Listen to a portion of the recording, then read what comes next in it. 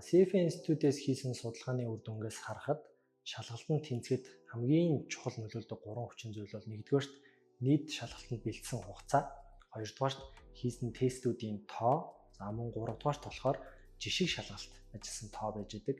Тэгэхээр яг шалгалтын хугацаанд өгсөн байгаа буюу ойрхон байгаа хүмүүс зөвлөхөд үлдсэн хугацаагаа яг тестүүд ажиллахад тэр тусмаа жишг шалгалт ажиллахад зарцуулаарай гэж зөвлөмөр байна. За яагаад жишг шалгалт вэ гэхээр энэ маань тухайн нэг сэдв дээр ажиллахаас илүүтэйгээр олон сэдвийг зэрэг хамраад явдгаараа илүү даваа талтай байгаа.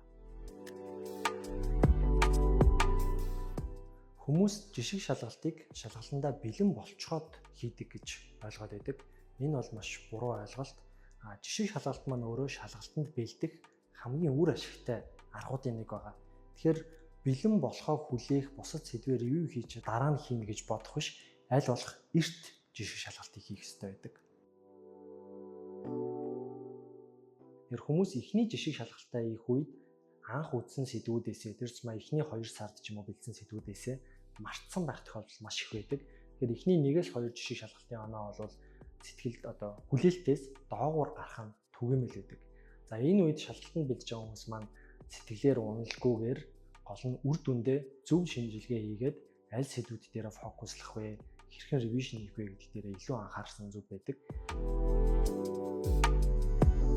Ревижн хийх үедээ бол шалгалтынхаа тестүүдийн буруу хийсэн тестүүдийг яагаад буруу хийсэн бэ гэдгүүдээ гол нь хараад явах хэрэгтэй.